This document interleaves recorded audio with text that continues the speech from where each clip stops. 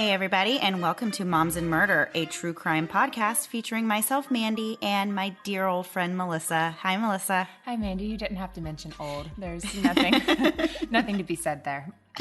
Before we get into our episode for the day, Melissa would like to tell you about something that we are going to be participating in the month of October, and I will let her tell you all about it. Okay, guys, we are going to be a part of the 2 Pods a Day campaign.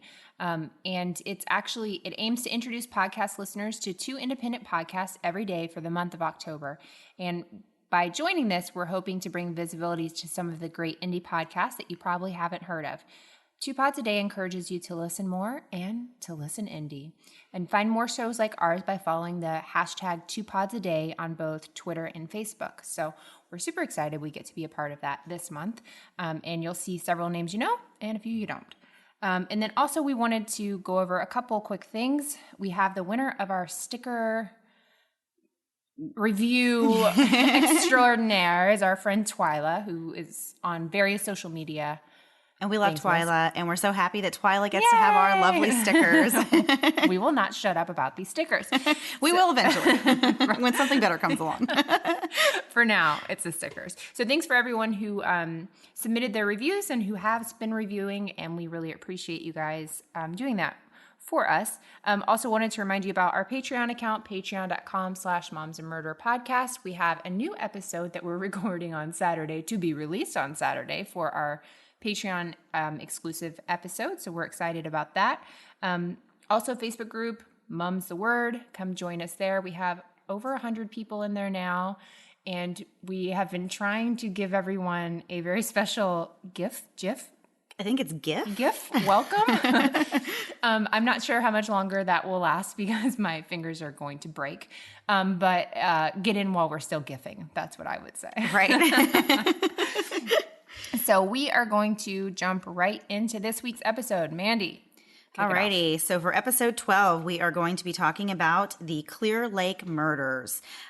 This is a very disturbing quadruple murder involving 4 young adults that took place in Clear Lake, Texas on July 18th, 2003.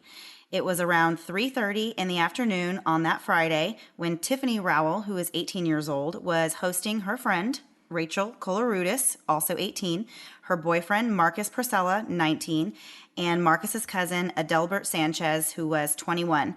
And they were all just kind of hanging out at Tiffany's house. Also, give it up to Mandy. She managed to pronounce all of those names correctly. I really made sure this time to listen closely on documentaries to what the others were, how they were pronouncing them, so I would be able to get them right this time. Kudos. So, yes, thank you for pointing that out for everyone and making me feel real good. Good.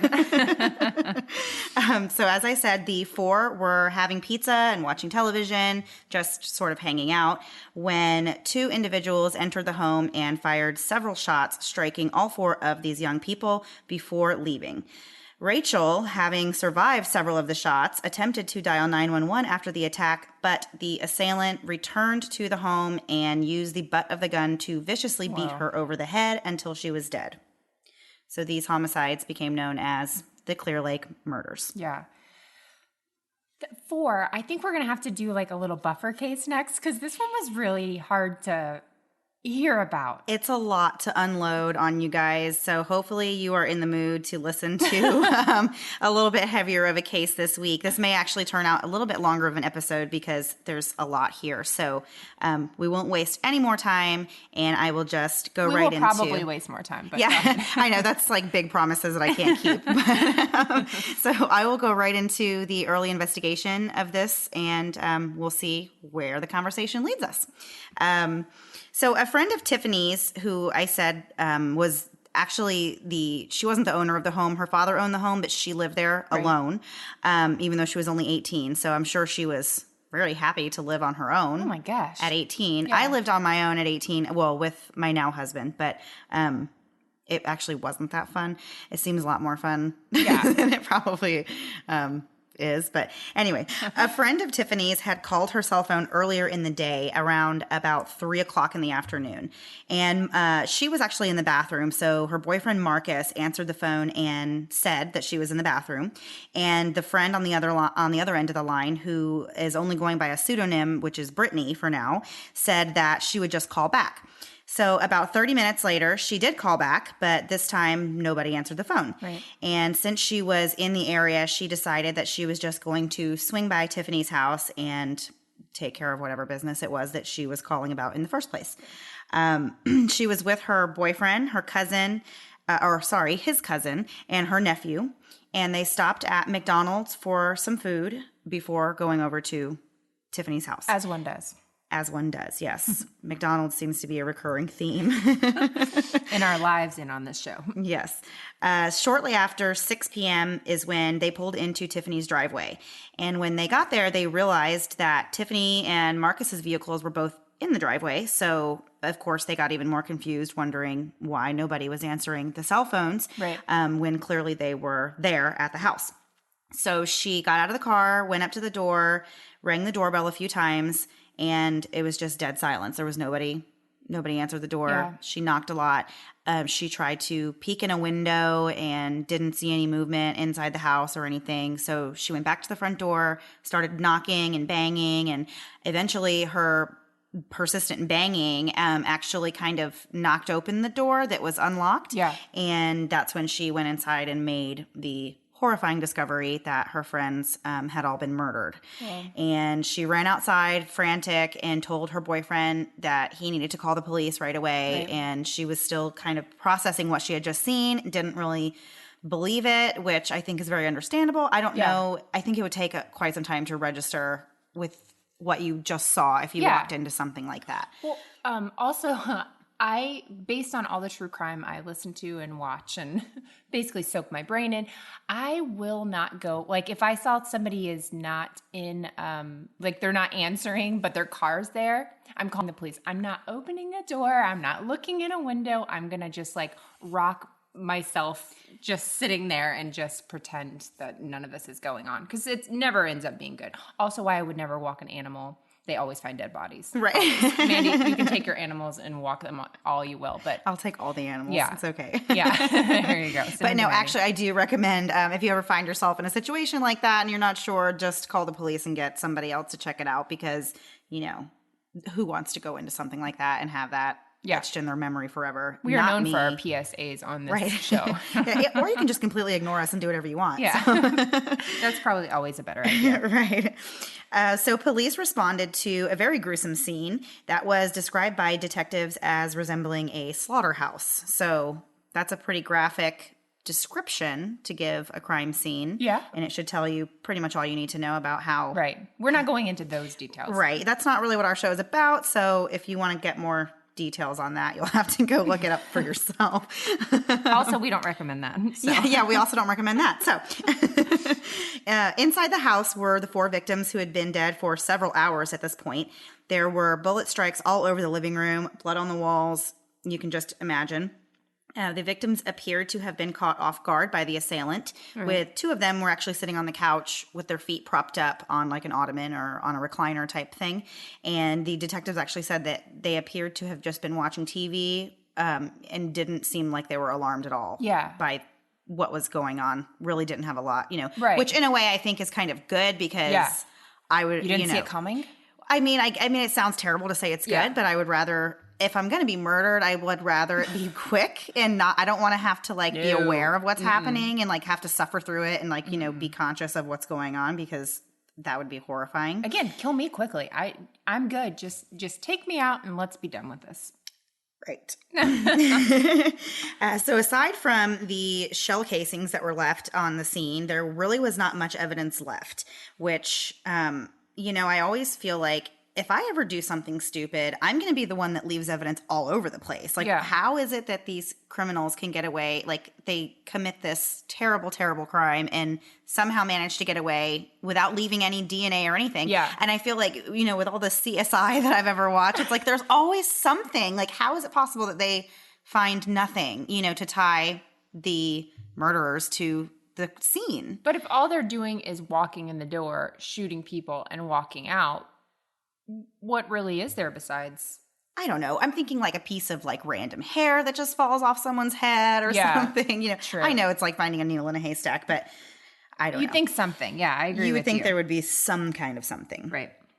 So as I said, the detectives were puzzled and began to investigate based on the one possible fact that they knew, which was that the victims must have known the killer, because that would be the only way that they would have been able to come in willingly, and that these individuals would not have appeared to have tried to run away or done anything like that. So they instantly knew that this must have been somebody that was connected to at least one of the people that was in the house at the time. And no signs of a breaking and entering.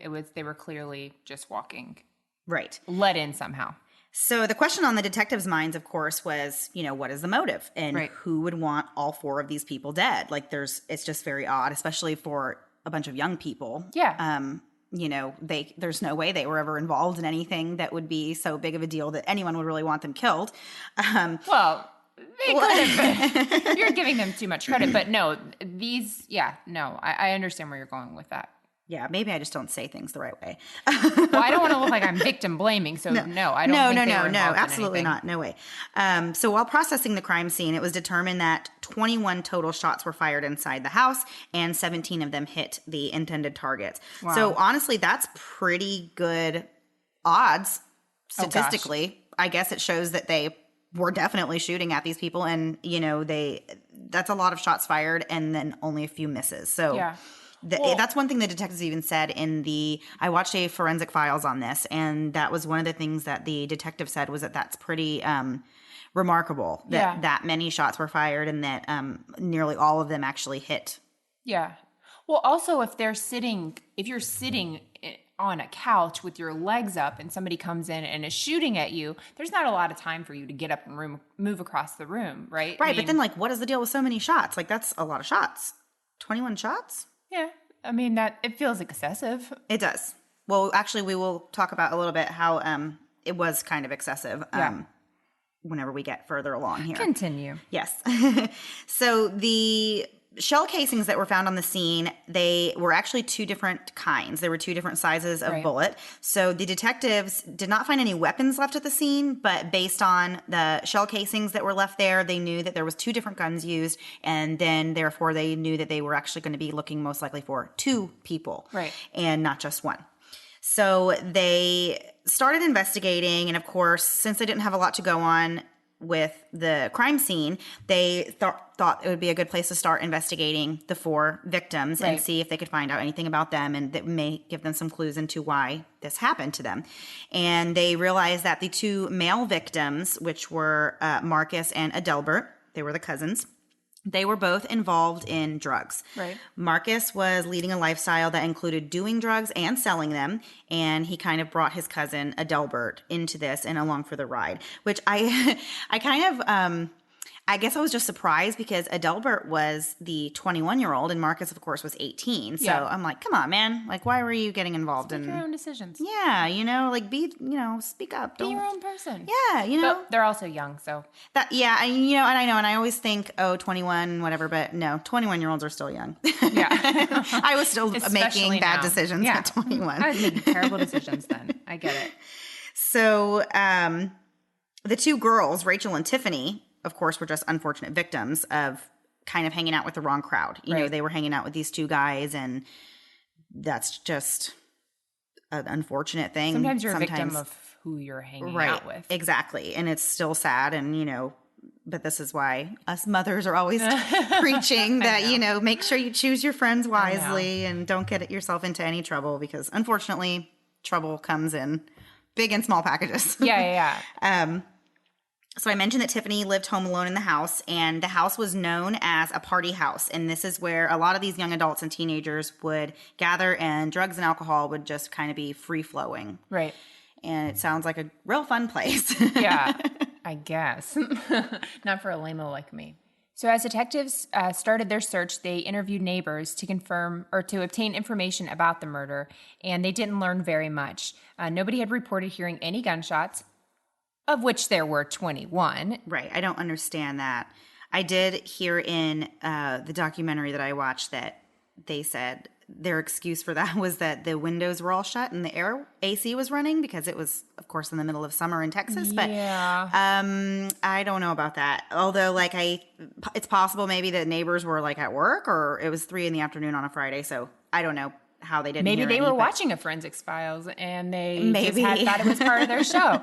So, and then there was only one neighbor that was able to give a very loose description of two people who may have been involved, may not have. She saw them coming up the way. So the neighbor said she had seen a young male and a young female. They were dressed in all black, walking down the sidewalk that day. Wait, I have to stop you here. Okay, the all black thing. Okay, thank you. Thank you. Like, hey, we're criminals. Right, okay, so I know off. that's like the typical attire, right? Yeah. So the all black ensemble is like what you wear when you're going to commit a crime. So, but you would think over time, humans would, adapt and be like, well, now everyone knows that all black means you're committing a crime, so maybe we should switch to a different color. I think it's more about not being seen and less about like your murder 3 in color. the afternoon. You're not blending in whether you're wearing black or not. Yeah, that's true. Very true. But yeah, like the whole black thing, that kind of made me think like, you basically just said, everyone look at me. It's the middle of summer and I'm wearing And I say all that black. as I'm sitting here literally wearing all black right now. I'm not convinced Mandy hasn't committed a crime on her way over, so. Well, maybe that's why I'm here. Oh gosh. Help. Okay, so the neighbor talks to a forensic sketch artist named Lois Gibson, who was so happy with her work in this case. I cannot even express the smugness she showed. And she began working on creating a composite of these two individuals. She started asking basic questions, as they do, regarding the appearance of the people. She said they were white, they were young, and the female had large eyes. Do you ever think in these kind of things, or like even on a milk carton, like how people would describe you? Don't do it. It will depress you so much. All I'm like, I just hope people will say first, like, she was tall before they get into any other specifics. That's exactly what they would say. I'm not a monster. So anyway, young, white, and the female had large eyes. And the female was wearing a head covering of some kind, which is important, as you'll see later. So Lois showed the photos to the neighbors of different types of facial features and asked them whether the suspect's features looked similar to any of them. So, like, was it a big nose or a small nose, or a long nose or a witch nose? Right. Did it look like this or did it look like that? Yeah. Yeah. I straight up can tell you, I hope I never witness a crime, because I will create things in my brain Yes. and never be able to help. Well, that's why sometimes I feel like, and that's a proven thing, that if you witness something, and that's why it's so important to get information immediately afterwards, because the more time that goes by, the more your own brain kind of pieces it together, and then you create something that maybe isn't exactly accurate. Right. So, but it just reminded me whenever she was talking about how she would show them different images and like, oh, does it look like this or this? Like, it just reminded me of like an eye exam, like A or B. Like every time. And you just keep going back and forth until like, she gets whatever features she thinks. Did you ever is the watch most Arrested accurate. Development? I'm going into this. No, Mandy. you ask me all the time, and I Because need to. you should. So, but there's a scene on there with an eye exam whenever they're like, is it A or B? And he's like, B? Wait, could it have been A? Is B too much of a change, or could it have been A? And that's how I feel. Like by the end, I'm like, they're going to just tell me I'm blind because I don't know what's right or wrong. Yeah, I agree. So anyway, back to our girl Lois.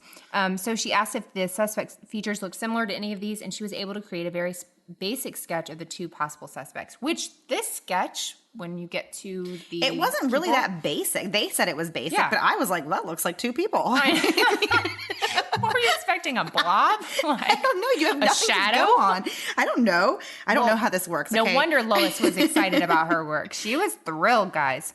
So the detectives took the two sketches to Clear Lake High School, and that's a school that the victims had attended, to find out if any of the victims' former classmates could identify the two potential suspects.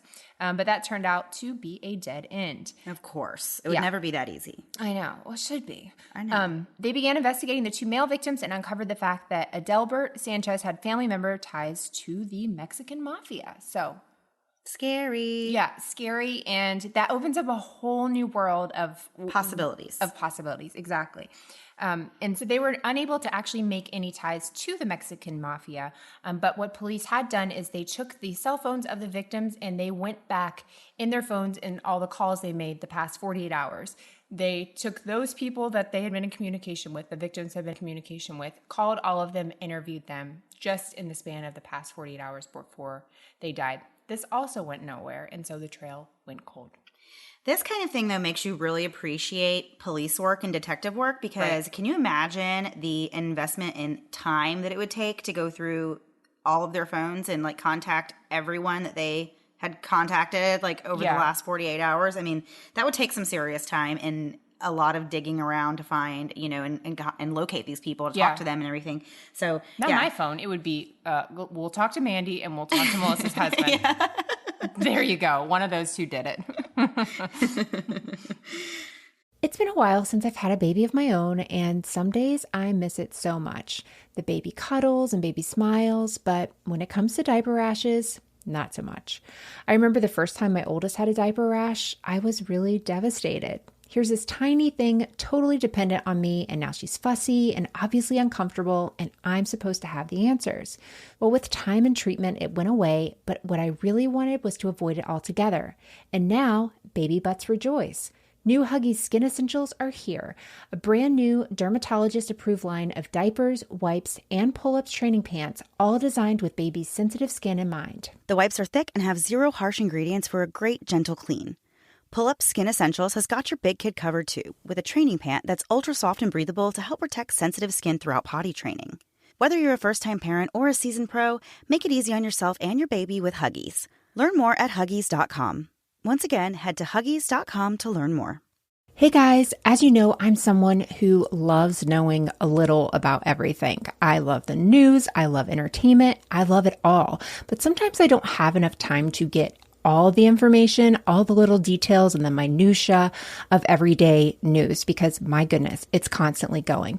But thanks to the Newsworthy podcast, I can get all I need in little bite-sized pieces. So if the stress of the news is getting you down, but you still want to know what's going on in things like the election, check out the Newsworthy. And in these 10-minute episodes, they're just on the go listening. I can listen to it quickly on a walk, on my way bringing my kids to or from school or one of their activities. When I'm in line at the grocery store, there's never a wrong time to listen to the Newsworthy. But if you feel bogged down by the news and kind of the negativity of it, but you still want to be informed on what's going on, the Newsworthy is the place to do it. Erica at the Newsworthy is an independent journalist, and her team does really all the hard work and research for you. I love that the episodes are so well-rounded, and there will be fun stuff like tech or big stories, but the way Erica gives this, efficient and neutral overview of the news, and in just 10 minutes each weekday, it's perfect. Just search The Newsworthy in your podcast app or go to thenewsworthy.com to start listening.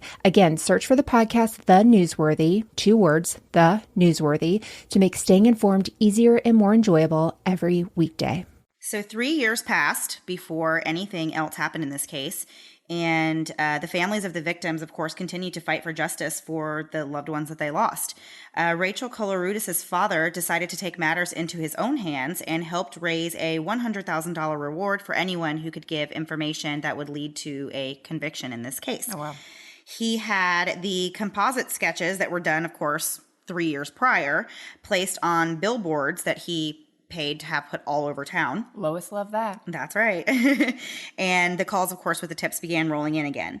But the most important phone call came from an anonymous source that was through the Crime Stoppers tip line. And the man on the other end claimed that he thought he knew who the female from the sketches was. And he stated that he had actually met her in drug rehab, where she had allegedly claimed to have taken part in a quadruple murder, and explained in detail exactly how she had participated. Wow. One of the details that he shared was that one of the victims was killed while trying to dial 911, which was a fact in the case, of course, that only someone who was there would be able to know. Wasn't something released to the public. Exactly. So when detectives heard that information, of course, they, their hearts were pounding and they knew that this was definitely probably someone they really needed to get in touch with and find out more information. The caller identified the woman as the now 20-year-old Christine Paolilla, and police pulled up her driver's license photo and made a heart-stopping discovery. And it was that she looked almost identical to the composite sketch that was drawn by Lois. So I just think it's so crazy, honestly. When you think about committing a crime, you just better be really careful, because I just can't believe that they could really do that accurate of a sketch based on so little information. So yeah, police, they know what they're doing, guys. I know. They're going to get you. Yeah, that's what I like to hear that. That's what I like to know. So Christine actually attended high school with 3 of the 4 victims, and police learned that she had lived what we would consider a tough life from the time she was little. Really little. Yeah, and so that started with the loss of her father with an on the job accident. And if I remember correctly, something fell. Yes, right? he was in construction, and a stack of bricks fell on him, and he was killed at work. A total freak accident. Yes. That you'd never. So this happened when Christine was only 2 years old. Yeah. And so following the death of her father, Christine's mother, Lori, who was a stay-at-home mom, she turned to drugs to cope, and eventually she lost custody of Christine and her brother. So that is a lot going on in a little person's life. Absolutely. And I did see that Christine and her brother went and lived with the grandparents for a while. So I'm glad at least that they had them. But of course, nothing compares to having your own mom and, in your life and everything. In an ideal world. And I heard one thing, which was that Christine would call her mom and say, when can we come home? I want to go back home, It's just heartbreaking. Just not fair for a little kid to have to think of those sorts of things. And we have little kids, so of course we just think of them and it's terrible. Yeah. They drive me up a flipping wall, but I would never. I mean, this situation is just so incredibly sad. So a few years later, when Christine was in kindergarten, she was diagnosed with alopecia. So I'm sure plenty of you have probably heard of alopecia, but for those who don't know exactly what it is an autoimmune disorder that causes your immune system to actually attack your hair follicles. And of course that results in unpredictable hair loss, and they don't really know what causes what causes your immune system to attack your hair follicles. So there's not really a cure for it right now. Yeah. So Christine started losing her hair, her eyebrows, her eyelashes, and by the age of 7, she was bald. And this is just so awful. I mean, this poor girl has been through enough already. Yeah. But of course, the condition forced her to wear wigs, and she also had to put on, as she got older, of course, not when she was 7, but when she got older and started getting more going through puberty and getting more into her, becoming a woman or a young woman, she wanted to look like the other young women. So she would wear a lot of makeup and maybe didn't exactly know how to apply it very well. And she would kind of, try to do her put on her eyebrows. And so in addition to the alopecia, she also had really poor vision and had to wear like really, really thick glasses. And so all these things in combination, really caused like a lot of bullying in her life, and she was ridiculed by a lot of her classmates just for her appearance, which I just hate that so much. It just really breaks my heart, honestly. Like you said, like you can't change your appearance. You can't, nobody can change what they look like. Yeah. You're kind of stuck with it. Yeah. I feel very stuck. Yes. You just have to accept who you are and what you look like. So that was very sad. But Christine's mother was eventually able to overcome her drug addiction, and she regained custody of her children, which is around the time when the family who had just reunited moved to Clear Lake, Texas, which is, by the way, a suburb of Houston. Yeah. So if you are familiar with that area, that's what we are talking about. And she actually remarried, right? And so they moved into actually like an affluent area, and that was something. So her life changes again, in some ways probably for the better, of course, being with her mom, but it's a new family. It's literally starting an entire new life, different than what you've known. And she hasn't been with her mom. Her mom hasn't been present in her life or anything. So, it seems like a happy thing, a happy change, but it's for a teenage girl, it's still a change, and it's still like a different thing that's going to be now from what she had been doing. So I can... Money doesn't buy happiness, so exactly. I hear. I wouldn't know. I'm willing to try if anybody wants to send me some money. Same.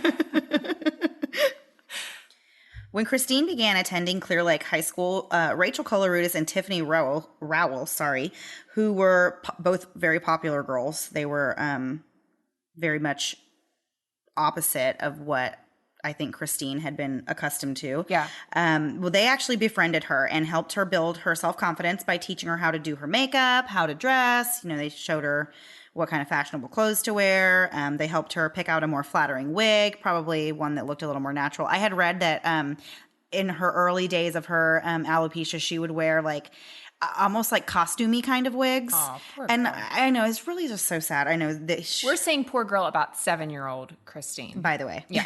I want to be very clear on that. Yes. But it is sad though, because then all of these things together can end up Contributing. It's a contributing factor. Yes. It's not the cause. Yes. So Rachel and Tiffany were just generally helping her fit in with the rest of her classmates. And in 2003, Christine was actually voted Miss Irresistible by the student body of the high school. So many thoughts. I'm happy for her that she was able to like have a moment of happiness and like be like the cool girl. But what is up with like the superlatives that involve like things like that? Miss Irresistible? What are you irresistible about, ma'am? What is These the deal are here? minors. I know. There should be, I don't get it. I did you ever get a superlative in high school? I didn't. I was actually, I know you guys will be shocked to hear this, but I was not the nicest person in high school. I was kind of a mean girl. Really? Yes. Oh, but really, I just wanted everyone to like leave me alone, you know. You just hated people from a very young age. I did.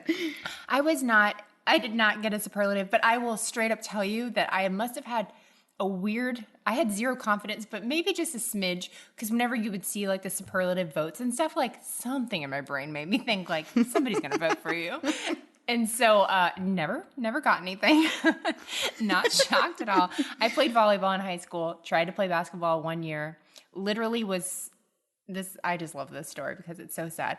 They put me out on the court because I'm 6 foot tall. So they thought, hey, you know, maybe you can do this. You'll be a natural. Terrible.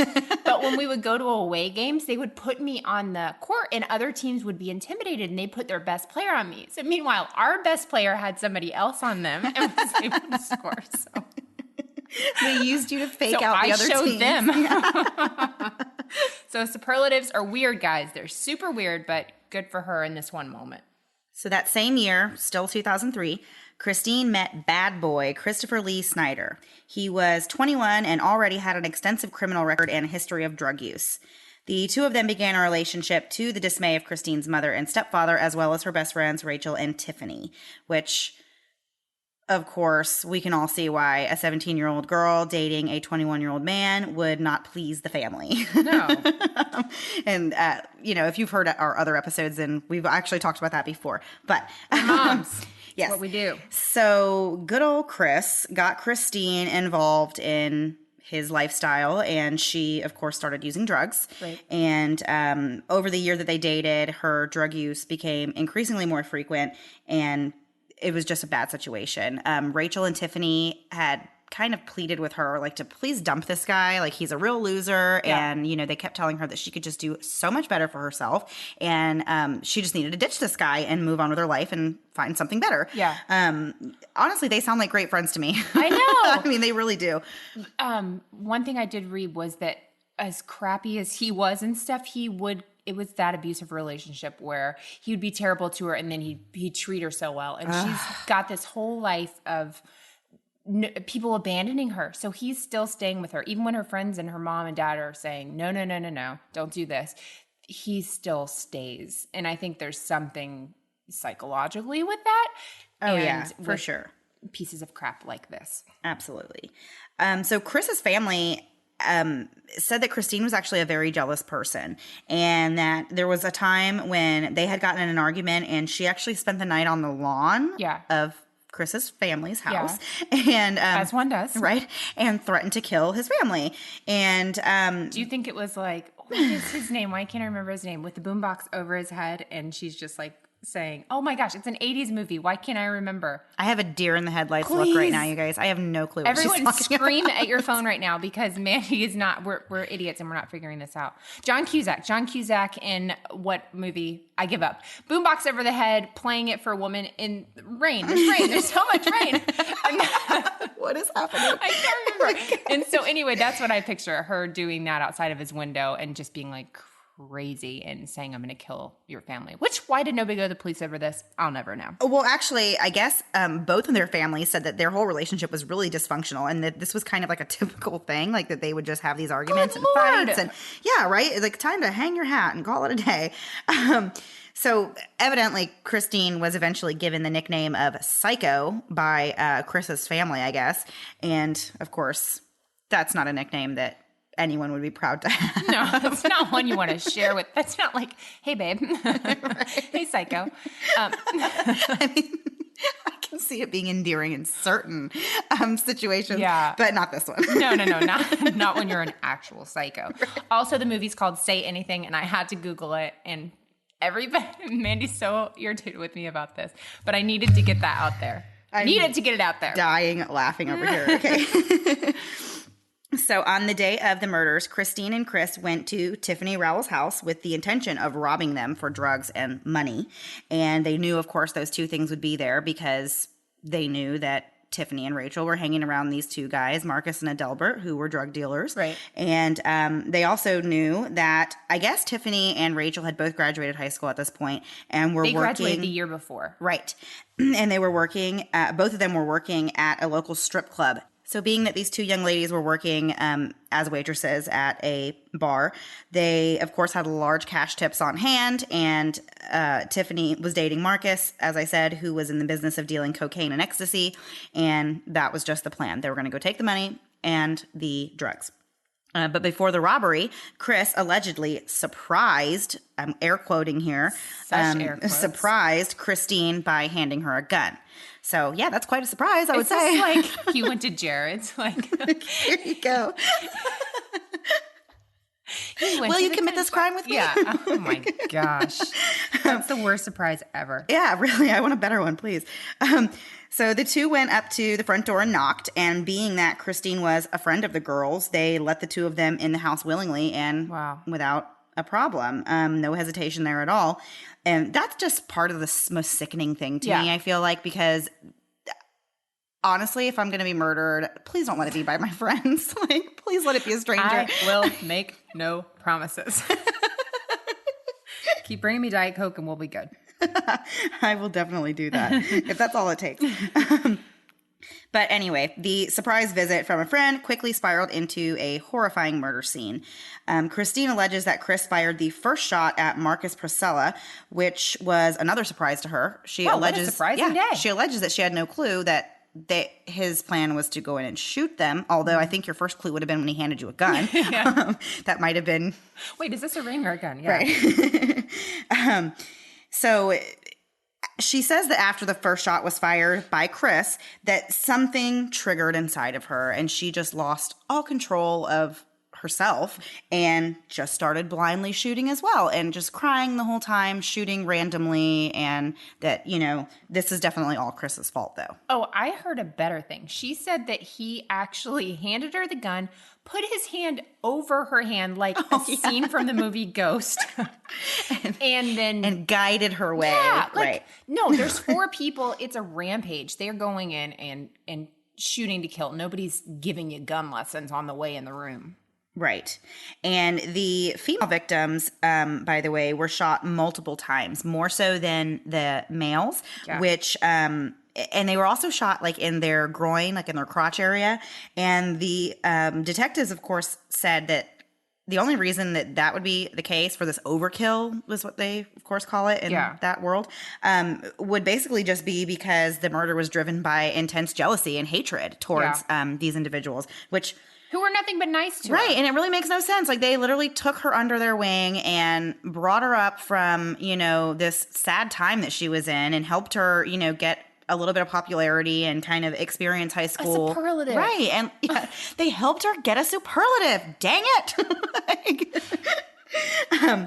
But anyway, so I guess she didn't appreciate any of that. That's tough. Yes. So after the killer couple left the scene, Christine stated that she needed to go back inside to make sure they were all dead, which is really weird for someone who claims that they had no clue this was even going to happen and didn't want any part in it. Yeah. Wait, let's make sure there's no witnesses left. So she actually goes back into the house after this whole thing goes down. This part's rough, guys. This part is really awful. She discovered that Rachel in fact, was not dead. And not only was she not dead, but she was crawling around on the floor with her cell phone in her hand, trying frantically and desperately to dial 911 for help. I have goosebumps even saying that because it's just awful. And I guess she had thought she was just going to shoot her a few more times, but then realized that she was out of bullets in her gun. So the description that I had read, which was just very violent, was that she actually turned the gun around and grabbed the gun by the muzzle. So she at this point is like holding it kind of like a hammer. And then she's just beating Rachel in the back of the head with it, with the butt of the gun until she died. Literally as she's trying to call for help and, is pleading with her like, oh, the last thing she said, do you remember? Why are you doing this to me? Why are you doing this to me? Right. Oh, my goodness. How do you live with yourself after that? Well, she had a hard time, actually. Good. Yes, I know. I hope she was very tortured every single day and every single day from now on until forever over this whole thing. So once the job was complete, Christine asked Chris to drive her to work. And less than an hour after she just murdered 4 people, she clocked into her job at Walgreens and worked behind the makeup counter.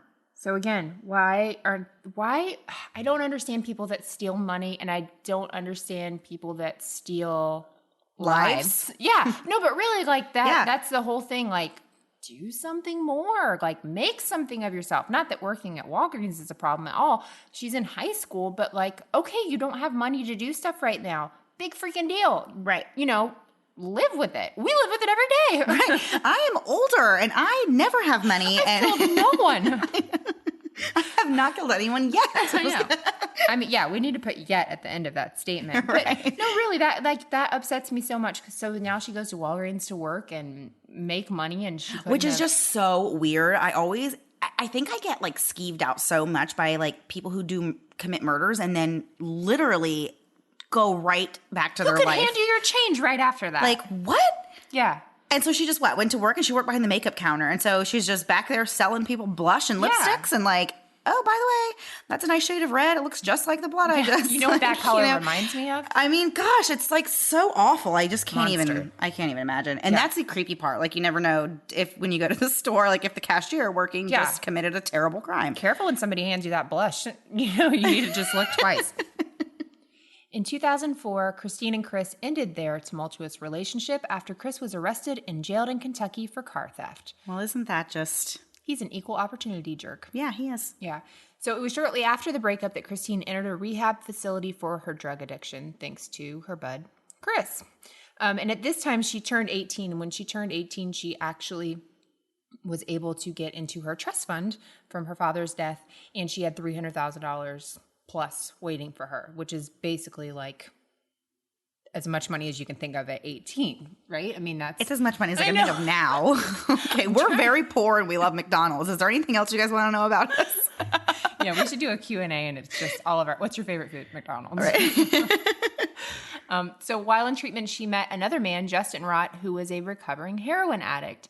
And the big thing I know about AA, not having been in it, but the big thing I know is they say never fall in love while in rehab. Like you're supposed to... That's not what you're there for. Yeah, that's not what you're there for. But I think it's even like a year they're not supposed to be in relationships afterwards. So you're supposed you have to work on yourself. Gosh, we are so good tonight. So, but the two fell in love and they married in March 2005. 4 months later, near the second anniversary of the murders, Christine was watching the news and they were talking about the unsolved Clear Lake murders. They had the composite sketches up and Christine actually became super upset, looked at Justin and said, "Do you think this looks like me?" What? I've never looked at somebody. So this is like a half confession. Yeah, like halvesies. Right. Like this is kind of her saying like, does it look like me? Because it is me. Yeah. Like, Real quick question. Yeah. I don't really get that. So at this time she confesses to him and says that she committed these murders with her ex-boyfriend and they decided, you know what? Let's go into hiding. Let's leave this town. Right. And so they just did. That's what they did. Yeah. So with this money that she has, they live in a rundown motel room for 8 months, binging on the necessities, heroin and junk food. And he actually said during this time, life. I know, it's so sad. It's sad that they lived that life. She's a monster for doing what she did, but the whole thing makes me sad. But he actually said that during the time they were in there, she never left the room. So we're talking months that she never went outside at all. Who went and bought the heroin and junk food? Him, of course. Oh, okay. Our husbands won't give us food, but a murderer's husband will go out. I can't on even get the my town. husband to go get McDonald's, and this guy's out going getting drugs and junk food every night. Oh my gosh. Yeah, and then the other thing I read, well, I don't know if you caught that, but you did say 70 vials of heroin was found in the room. You know, just about 70. No big deal. No big deal. But that's a lot of heroin. Yeah. I guess.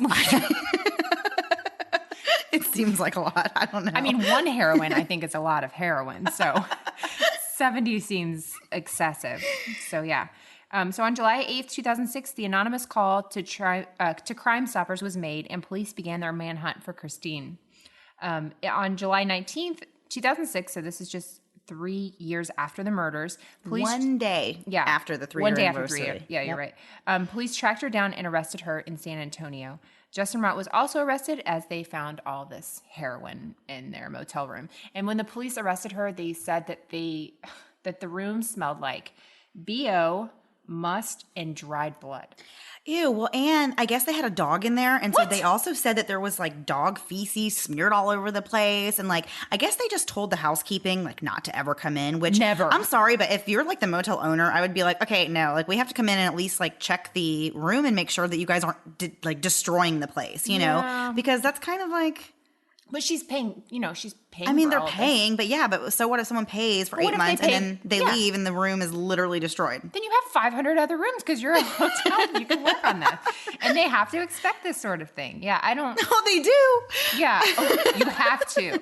According to the law of Melissa, you have to expect that people are shooting up heroin in your hotel. I don't know. But yeah, that's the whole thing is terrible. And we've said sad a million times, but it is sad. Like, it's sad for any human to live their life like this. She's a monster. She's a terrible person. All that thing. But it's sad that any of this had to happen at all. Because, you know? I think I'm thinking other people that haven't committed murder have fallen into these sort of things. And it does make me sad. All addiction, it just makes me sad. So after their arrest, Justin told police that Christine had confessed to him about the murders and outlined in detail exactly what she had told him. And Christine initially denied her involvement in the murders when talking to police, but eventually she did admit to participating in the killings. But she placed all of the blame, of course, on Chris Snyder. Right. So, yeah, she wasn't going to take the fall for this one. She was going to try not to. Did they even get money or drugs while they were in there?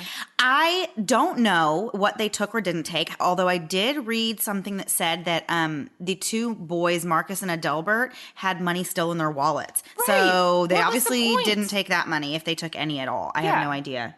But yeah, if you're going to go, if that was your intention the whole time, yeah, I don't understand why you would leave a single it feels dollar like bill there's left more. behind. And then I remember even in the shootings, they said that she shot the girls in the crotch, which is a terrible way to be shot. But just saying, I wonder how much of this was jealousy versus her friends moving on and they have this life now and they're, living it up. Everybody hates her boyfriend, so they're probably not wanting him around. Right. And versus money and stuff. I mean, maybe there's some of it, but I just don't believe that was the whole thing. Well, and then like we said, the two girls, Rachel and Tiffany, had been, telling Christine to ditch this guy. And then you also have this abuser in her other ear saying like, oh, baby, like, I'm all you need. And I'm sorry, are you Justin Biebering right now? Stop making jokes when I'm talking. It's what I do, Mandy. I hate it. It's what I do. Don't hate it. That's what I do. I know. Okay. I just lost my train of thought, Melissa. Darn it. Don't say baby. That's what happens to you. But the abuser saying all these nice things to her and saying that these people are probably terrible for you, but I'm always here for you. I feel like that's where you're going. Right, it is. And then, of course, with a person who's like vulnerable, like Christine, I don't understand, but I can logically see, just based on what I know about abusive relationships, that, she would listen to what he was saying over what her friends were saying. And, he, I'm sure, could have said enough about her friends to actually turn her against them, you know? For sure. That's just how abusive relationships work. You never like to think that anyone would ever convince you, to not like your family or friends or whatever. But that's sadly exactly what and isolates happens. them and all that stuff. Yeah. Exactly. Super sad. Right. So on July 21st, 2006, Christine and Chris were both charged with capital murder, although police had still not apprehended Chris yet. So they charged him with a crime, even though they had not even located him and didn't even know where he was. And where he was actually in Greenville, South Carolina now. And he was living with a woman that he had met online. A family member of his had actually given him a heads up that police had issued a warrant for his arrest and were looking for him and coming for him. And with this knowledge, he intentionally overdosed on prescription medication. Wow. So he took the real coward's way out and decided he just wasn't going to be around for police to arrest him and charge him with this murder. But police did find his decomposing body in a heavily wooded area, which of course left Christine as the only one left to take the punishment for this crime. Yeah. So, sucks to be her, but she was involved. She was his hand on hers or not, which I cannot get over, will not get over. Like, that never happened. No, that never happened. My goodness. So on October 13th, 2008, Christine was convicted of 4 counts of capital murder. Her husband, Justin Rott, testified against her in depth, which good for him. I'm so glad. I didn't find anything about whether he got charged with anything because obviously he knew about this for quite some time and didn't go to the police. So I guess you're not on the hook for that? No, I don't think so. I think it's like more of a Good Samaritan sort of thing, which again, we don't know this for sure. Okay, we need the guys from the Guilty Podcast to help us again. Please help us. Every single episode. Yeah, we should be going to them first. But no, I did hear that he did have charges, and so that was like the defense kind of brought up, well, is he getting a deal out of this by testifying against her and bringing up all this garbage? But I also heard, as I said earlier to Mandy, that he was kind of known for hooking up with these women and using them for their money. So you wonder, it feels like another case of somebody in her life that's using her. Right. But still, guilty. Right. She did this terrible thing. Right. But as the mothers in us, I think sometimes feel like when you hear the whole story, you kind of are like, well, sorry, there's a little bit of sad there. But again, we think she's a terrible monster. Right. But since she was a minor at the time of the murders, she was spared the death penalty. But she was sentenced to life in prison. And she has actually since filed multiple appeals, which have all been denied. And she's incarcerated at the Mountain View unit in Gatesville, Texas, and will be eligible for parole in 2046, at which time she will be 60 years old. The prime of your life. Right. Yeah. But that's... Actually, 60, you still... I mean... Listen, I hope to be dead by like... 60. 70 latest. The second you have to go to a doctor's appointment every day, I'm out. That just seems miserable to me. I'm already aching and I can't do this for many more years. Oh my gosh. So that is the story of the Clear Lake murders and Christine Paolilla. If you guys were interested in this case or just want to know a lot more details, there is actually a book that a true crime writer has written called Never See Them Again, and it is by M. William Phelps. So look that up if you are interested in hearing more details of this case, or, just are bored and want to look it up. I don't know. Just do what you want. If you're a nerd and you like to read, why not go find this? Just kidding. Or you can do Audible. That's always a good one. So now we have a couple I'm Invincible wins, and I think these all came from our Facebook group this week. The first one is from Karen. She's part of the Kelly sisters, and I will not pronounce her last name because I will not be able to do it. Oh, I'm not going to try. I know. Okay, she said, I thought of an I'm Invincible win this morning. I'm Invincible when it's 7 a.m. and I'm in my barn, which Mandy's terribly jealous of, which is near the road, and said road is under construction, alone feeding my chickens, and into the barn walks a random city worker, construction dude, or neighbor and scares the crap out of me. I'm in my pajamas still, people. Don't come in. But I feel invincible knowing that I'm always within arm's reach of either an axe or a pitchfork when this happened. # do not mess with the chicken lady. Oh my gosh. # chicken ladies unite. You nerds need your own. It's not nerdy to love animals, Melissa. I love animals. I just don't like them that much. I'm editing this out. People will hate me for this. No, we're keeping it in. Mandy loves animals enough for everyone. So I just yeah, no, I don't like people either. So I really am an equal Listen, opportunity it's not disliker. for everyone. I get it. That farm life is not for everyone. But yes, I do agree that having farm tools around all the time is Genius. great. Yes. There's always a weapon somewhere. Yeah, all of those are very violent ways to die too. So. Right. Well, hey, don't sneak up on me in my barn. Don't mess up with the chicken lady. That's what I say. The next one is from Lisa, and she said, I am invincible when I think someone's going to try to murder me, so I pretend we went to high school together. Surely they won't murder me if we were in school together. Hey, we know each other, right? Hey, you're 20 years older than me, but we went to school together, right? No, I love that one. Well, just the familiarity. So if you look at somebody like, oh, we know each other, like, right. I see your face, you see mine, you can't kill me. That's right. where that's. No, I love it. I think it's perfect. I think it's awesome. Yeah. The next one's one of my favorites. This is from Brittany, and she says, I'm invincible when we could not have made a more difficult hashtag to write out, spell, and say. It drives me so crazy every time I write it out. I take public transportation almost every day, so I'm invincible when I start talking to myself about random criminals on the train, so others think I'm crazy and leave me alone. No one's going to approach someone who's talking to themselves about Ted Bundy, right? I know I wouldn't. I might actually approach you and be like, hey, what's going on? Ted Bundy, tell me more about the true crime you like. Would not. You would not. No, never, ever, ever. I'd be so scared. Although, I mean, yeah, you need to use a few of our I'm invincible wins on public transit because I've had to do public transit a lot. Really, we don't have too much in Orlando. We have the Sun Rail, which I've nicknamed the Stank Rail because right, exactly. See. So yes, keep your wits about you out there. Yeah, when you're on public transportation. And the last one has a picture, and so I love it. So I'm invincible when I'm driving through Huntsville, Alabama, I assume, and notice the do not pick up hitchhikers sign and think to myself, well, duh. Thank you for the sign, but I'm well aware that hitchhikers will more than likely murder me. But thank you, Texas, for the friendly state advice. But the picture that she posted says prison area, do not pick up hitchhikers. That is terrifying.